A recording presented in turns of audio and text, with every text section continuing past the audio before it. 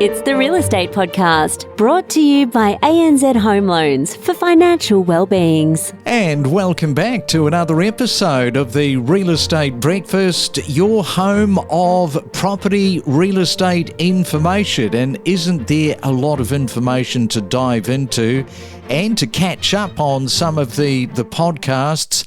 Over 1,000 real estate podcasts. It is the largest Australian real estate podcast library that you will find anywhere. A wealth of information. A reminder, of course, we are not a real estate company. We are not trying to sell you anything, just to impart as much real estate information as possible. We talk to all the real estate professionals out there right across the country. It is a great way for you to listen and learn. Thursday morning today, January the 9th. In just a moment, we are heading back into the time tunnel this morning with our summer series of real estate. We go back to July of last year. The Real Estate Podcast wishes you and your family a fantastic Christmas break and a happy new year ahead. You're listening to the summer series on the Real Estate Podcast. Is Australia seen as a bit of a soft country for scammers? Absolutely it is. So we're in almost daily contact with informants within the scam industry, mostly Eastern European call centres and the like. And they tell us that Australians are one of the major countries that are targeted for this type of crime. So other countries include Canada. But when it comes to German and American victims, they're often told by their hierarchy that we're not to touch these guys because their police forces will come after us. But they know that the Australian authorities won't go after them. So that's why Australia is seen as an easy target. And they're also telling us that they're increasing the number of staff that are dedicated to targeting Australians whilst reducing the number of German targeted victims and also US. Well, that's not good news. That's not something we want to hear, because it means that there is a lack of proactivity, I guess, as far as the cyber crime is concerned. Is it just down to the dollars and cents and not enough resourcing? What's your feeling about that for Australia? There is a combination. So in terms of policing, there is a real lack of interest within state police. And that needs to be spelled out more so, because when we're talking the federal government, the AFP and the National Anti-Scam Centre, they're quite proactive. They have large budgets and they actually want to do something. But what they don't have is the support and coordination from the state police. So we hear all the time from our victims where they go into their local police station to report their case and they get turned away at the counter. Sometimes officers will say, we're not even going to bother taking a report from you because these guys are overseas. It's outside our jurisdiction. The police aren't even doing basic level investigation to confirm that the offenders are overseas. They're just having this blanket response, not going to deal with it. And that, in terms of community expectations, that's completely out of line with community expectations, and something seriously needs to happen within state police to more effectively deal with this so that they can then refer their cases to AFP and NASC and they can take further action with their international partners. But basically speaking, the system in Australia is broken. Wow. Well, I'm just sitting here listening and thinking, if there's somebody with political aspirations, that could be the platform to run on, is to increase and deal with the cybercrime across Australia. That would have widespread consumer support, one would think, at the ballot box. Absolutely. And I've been driving this conversation for quite some time. And media is usually a little bit hesitant to take on the police, especially because their media works very closely with the police media branch as well. They're a little bit cautious there, but the reality doesn't change, is that like I mentioned, the system is broken and something needs to be done. And I see that the only way that that's going to realistically happen is through politics, pushing that agenda through. Okay, well, perhaps you could just explain the actual phishing email in itself in terms of how that all sort of works and operates. Generally, what they are is they'll either come through two methods where they will use an associated domain that is very close to the original domain. So instead of Jones's Realty, for example, .com, it might be jonesesrealty.org, and that's attached to a fake website that looks like the original, but there are differences in the sense that it's the scammers that are operating the fake email. And industry will think that they're dealing with the right business partner or the right consumer, where they're dealing with everything that's fake, and they could have a range of things such as fake invoices, fake links to make payments, or a range of other things that they can employ to scam individuals.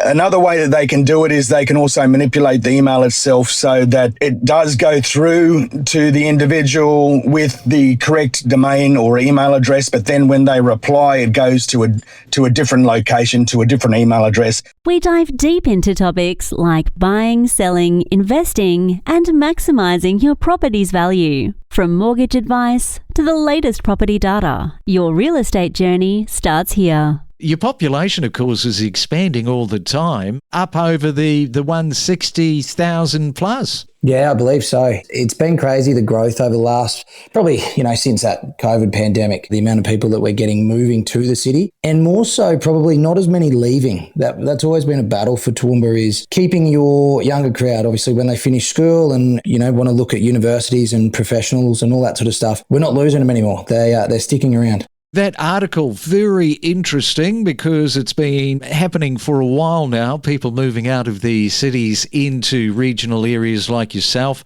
Of course, it is all about the dollars and cents. If you look at the data from CoreLogic, it is telling us that properties are selling in Toowoomba for between $400,000 and $600,000. I guess at the lower end, those are probably units. They're saying that the median house price for a three-bedder is around that $500K, but probably you don't get that much for $500K these days. No, you wouldn't. I think those days are probably nearly gone for a house anyway. It's probably shifted to $6,000. You can get some of your older ones, possibly built in the 80s, like a small brick 3-bedroom thing, around that sort of, I guess, high $500s to $600. But yeah, certainly the unit market has picked up. And again, that probably comes back to the affordability. It's got a roof and walls and it's in a good spot. So it ticks a few boxes. And just coming back to Brisbane, I mean, how many of these first home buyers are you seeing, or perhaps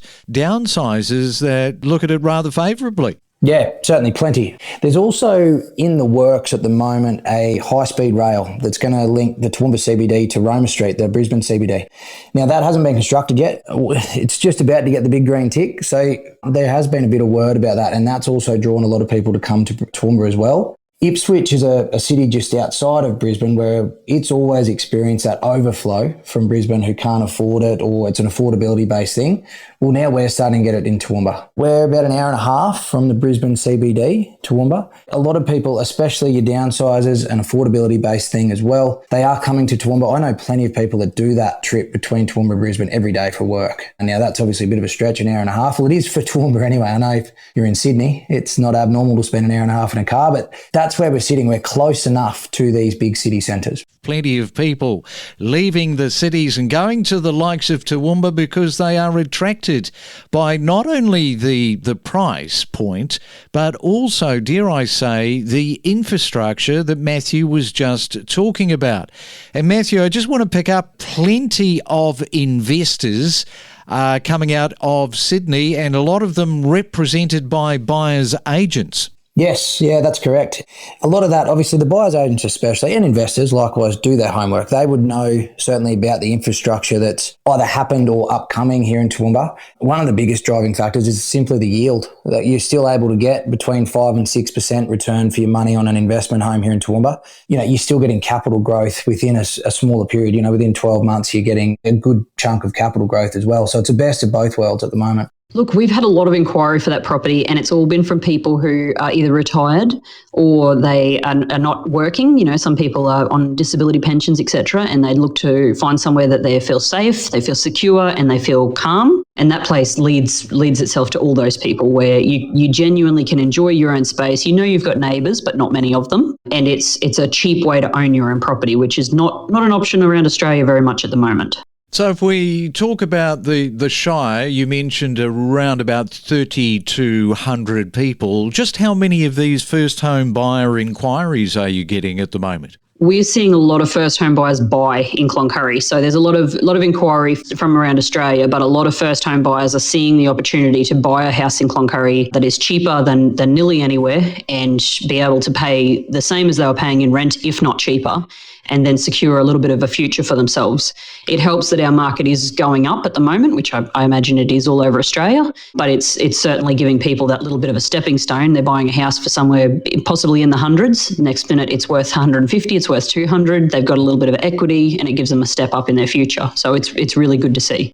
Yes, I'm just looking at the median price there of around 211,000. This is in Cloncurry, so you don't need much of a deposit to get into the market. That's right, and it buys you a really nice property. So $200,000 at the moment in Cloncurry gets you a neat 3-bed, 1-bath house on a good size block. So 800 to 1,000 square metres is standard for us in a good area that you can come home to every night knowing it's yours and be comfortable. $200,000 is not necessarily a tear down job that needs to be fixed up. It's a neat home in Cloncurry.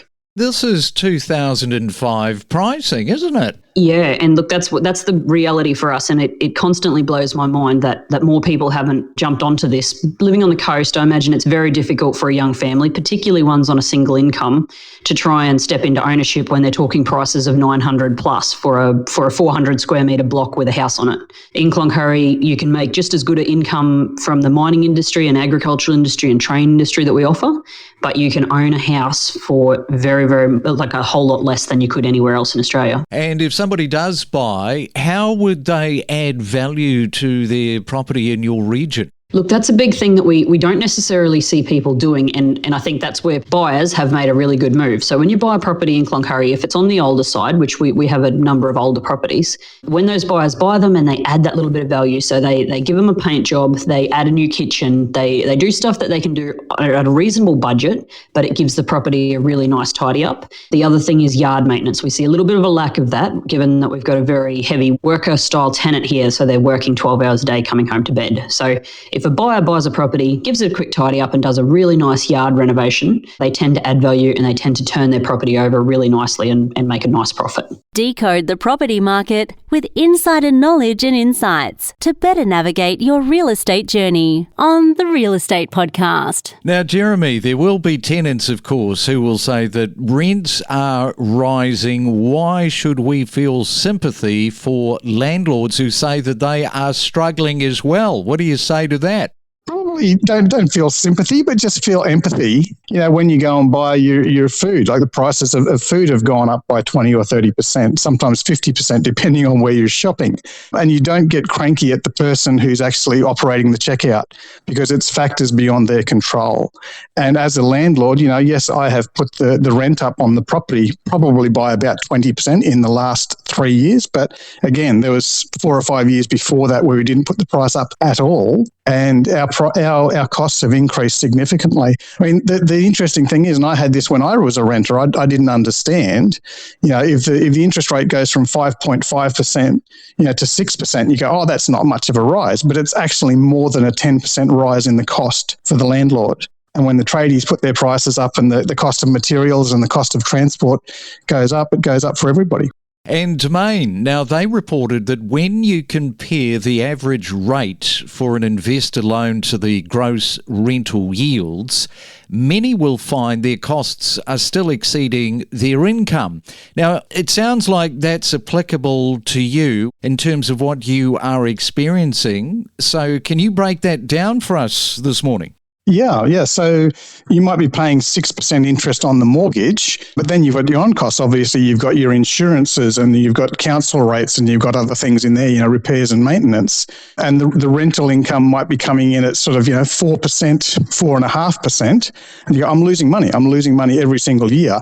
Fortunately, you can offset that against tax, but still you've got to lose the money before you can actually claim that back. So the only thing, the advantage for the landlord is the property price will generally increase over time. So it's sort of losing money hand over fist every year for the hope of a gain 5 years down the track. Yes, and we've been in this 15-year plus cycle of low mortgage rates. I was reading a report the other day out of the US where they're predicting that the low rates that we've had over the last 15 years are unlikely to ever return back to the lows in our lifetime. What do you think about that from an investment point of view, if that was true for Australia? I think like when my folks bought their first house was, back in the late 80s, and interest rates back then like were 12, 13, 14, 15, 18%.